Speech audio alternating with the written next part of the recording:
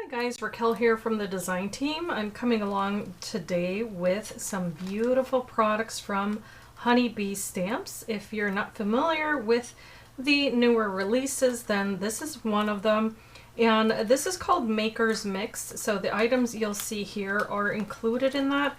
However, I'm going to invite you to take a peek at the link in the description bar of this video because there have been some recent releases that have just been so fantastic from Honeybee Stamps. And I'm not just saying that. If you're a crafter and you love sharing items that have to do with the type of craft that you make, then Honeybee Stamps is something that you're going to want to check out over at ScrapbookPal.com because you're going to fall in love with the new releases. So having said that, so let's start with this little die set. So as you see here, it has a little palette, so a painter's palette. There's also this little bundle here that is actually a bit of yarn in the shape of a heart, and then the two little knitting needles, and there's also a hoop, an embroidery hoop. This one here represents the little bundle here of yarn as well. Then there's another one that represents a thread spool, and then the scissors, as you can see. Now these coordinate with the stencil set. So this one here, I'm going to open it so you see what I mean. There are 6 stencils in this set. So just to show you here, okay, so they have the little outline there of the shapes. And of course there are different layers. So there's a total of 6, and I'll show you how to use them. But that's layer 6, and then they're really nice and sturdy, which I absolutely love. So you're going to be able to create a really neat background, or you can use them individually for the shape that you can then die cut. So I'm going to be sharing, of course, a project with you today, but along with that I want to show you the So Glad stamp set that coordinates with this all. And the sentiments here are: you're so cute, thanks, you're the best, so glad, stitched together with love, so excited for you, thanks so much, hello, in 2 different stitches, quilted with love, you're, that's so amazing, you're a cut above the rest, just for you, love is the thread that binds us, we're friends. And of course you can use this in coordination with these items. There is a separate die set, by the way, if you want to grab a hold of that. I don't have it on hand. I'm going to go ahead and get started, and we'll make a project together today. To begin, we're going to start with a piece of cardstock that's 300 GSM. As you can see here, I have a stamp platform and some magnets. I've already taken out the first stencil that I'll be using, and I'm also going to be using a combination of inks from Pink Fresh Studio and some large and small brushes. Now these are Nuvo brushes. They might or might not be available at this time from ScrapbookPal, but there are other options that I will link, and also will leave you all of the details regarding the inks in the blog post over at ScrapbookPal's blog. As you can see here, with this large brush, I've started adding the ink to certain little areas here. And of course, the intensity of the color will be up to you. But what I can advise is that if you do want to intensify the color, as you see here, I'm using the same ink, but a smaller brush. And those little detail brushes are really going to make this so much easier, because you're going to be able to get into all of the tinier little elements that are part of the stencil collection. Now they graduate from 1 to 6, as I had shown you in the beginning. So each one is going to have a little bit of a different detail that you can focus on. Now the one piece of advice I will give you is that you use shades that coordinate in intensity in terms of a lighter and darker shade of the same color. That's going to make this project look really nice. And also that you try to focus your ink not just on one little area of the stencil, but that you move it around the grid. So if you want to picture this as 4 different areas on your page or paper, then make sure that if you use the ink on the upper left, that you also add a tiny bit of that same ink on the upper right, bottom left, bottom right, etc. I really think it gives it a cohesive look. and also be very gentle with the application. As you see here, I am going a little bit fast in the video. I sped it up just so that I wouldn't take too much of your time. But I do recommend that, particularly in the little areas where you see that image of the yarn, that you're very, very gentle, because these stencils have such small details that if you were to brush too hard on them, whether it be through ink application or by cleaning them, you may actually tear the image. So learn from my experience, be gentle with these stencils, and they will last you a very long time. The other thing is that you want to use brushes that are very nice and gentle, and that will also elongate the lifespan of your stencils. And of course, ScrapbookPal has some really wonderful options for you. And this way you not only get a really pretty application of ink, but it will be nice and soft. And you may see on the bottom of my paper, I actually tested some of the colors as well. So I won't be going through every single little detail of this coloring, but I will share that I did a little bit of a rainbow-like coloring palette, because there is an actual painter's palette, and that's what inspired me to use these colors. So I wanted to make sure that on that painter's palette that I had a little bit of pink, a little yellow, green, blue, and purple. And that's where I drew my inspiration again. So I went ahead and just, instead of adding more colors to this, I just kept it at that.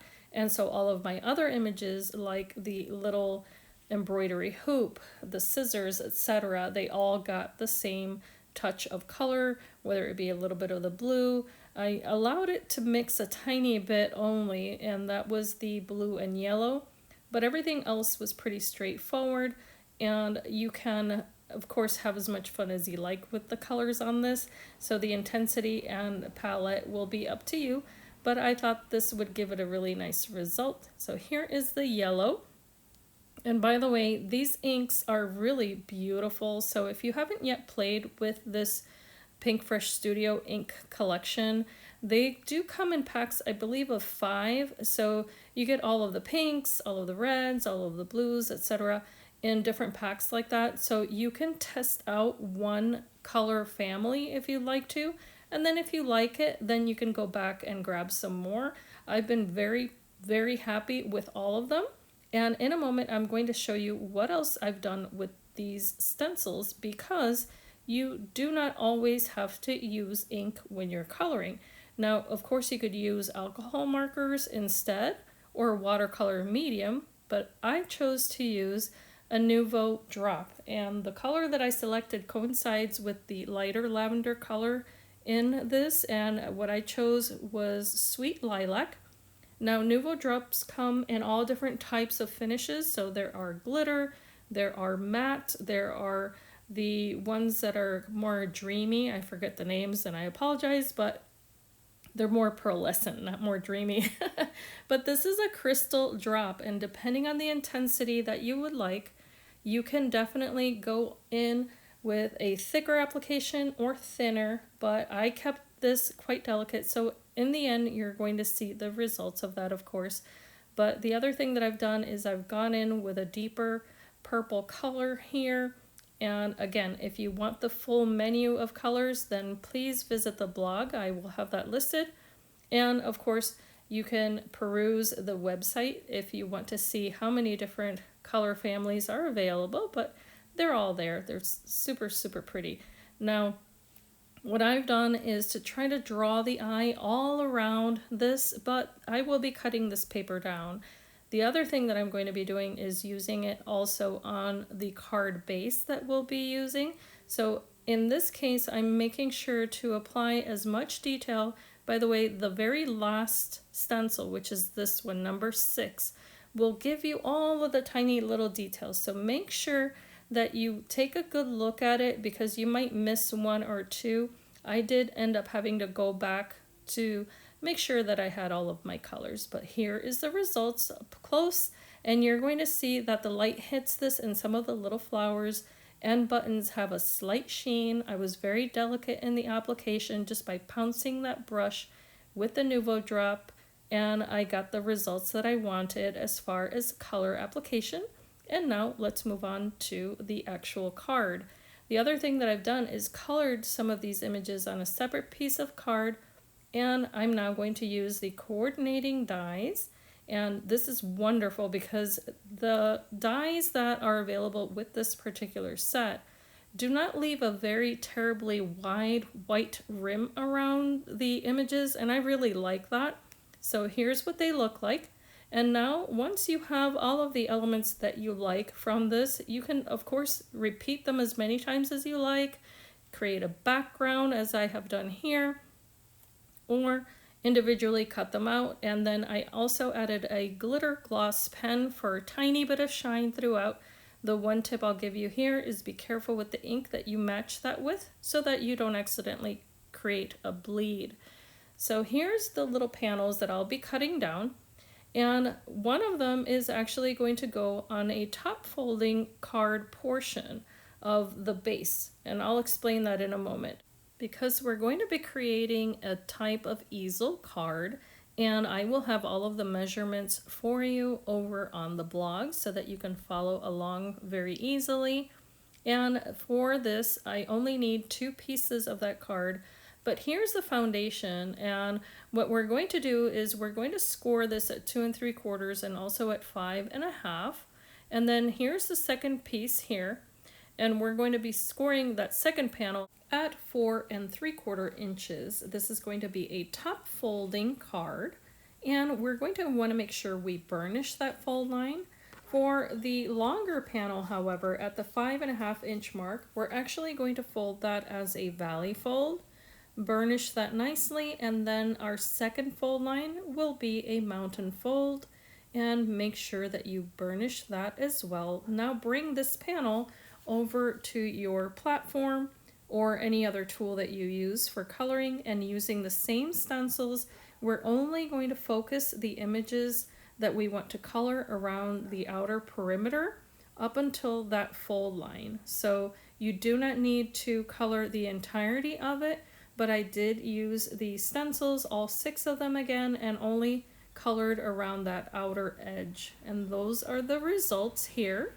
So we're leaving that center portion blank. Then moving on, you can color yet another little embroidery hoop. I'm going to be using the matching die as well, and using some VersaFine black Onyx ink and my stamp platform. I'm simply going to add that ink to the stamp and then stamp a nice clear image that says you're a cut above the rest. And those are the results.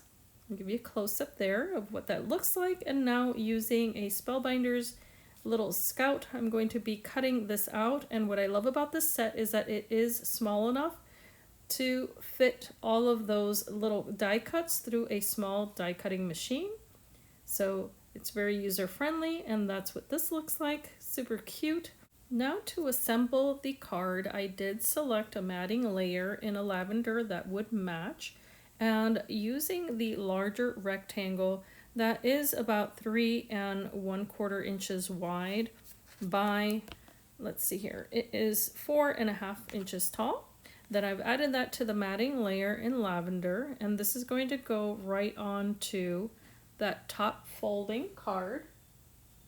And just make sure that you face it accordingly, so depending on how you want that image to look. Then take the smaller rectangle, and we're also going to use a matting layer here.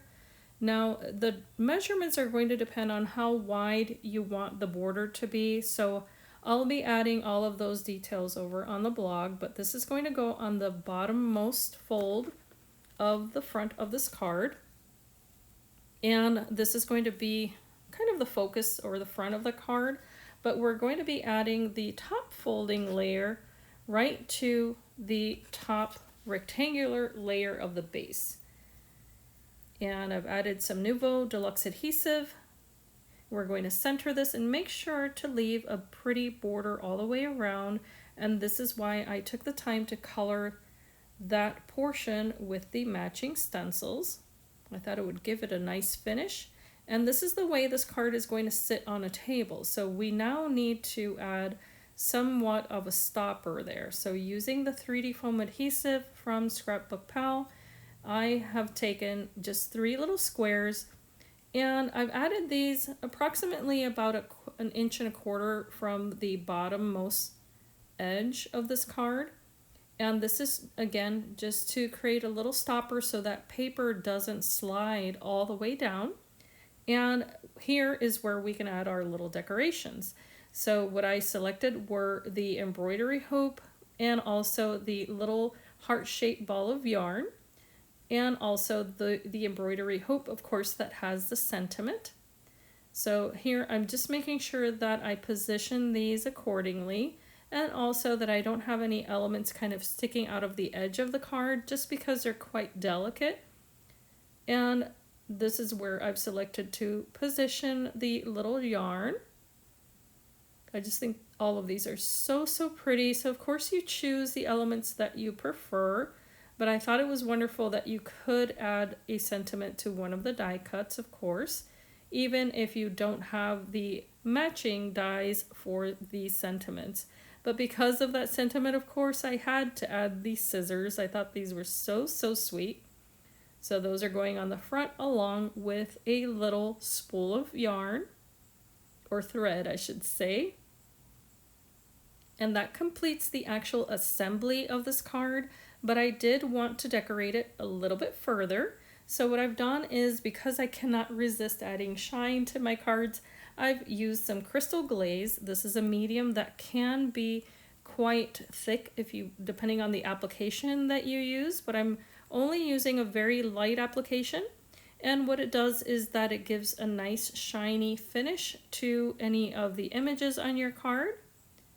So you add as much or as little as you like. And of course I did add this to the little pair of scissors just to add a little more interest to the front of this card. But be sure to allow this some time to dry before you place it into an envelope, just to make sure that it doesn't accidentally get too tacky and then adhere to anything else, because it can be used as an adhesive. So before I forget, I want to invite you to please subscribe to ScrapbookPal's YouTube channel. If you're enjoying this type of video, you're going to want to make sure you come back for more. But the very last little detail that I added to this card were some little X's that I drew with a Nuvo jelly pen, and this is a white gel pen. So that way I could have some little highlights and details throughout. It was a lot of fun to go ahead and add these types of elements to this card. Don't forget to also visit the blog post so that if you want all of the details of every single item that I've used today, you can find it there. And then of course I added another little matting layer here with that lavender just to bring it all together. But this was a lot of fun to craft with. I invite you to come back for more videos such as this one, and also to visit scrapbookpal.com for more inspiration.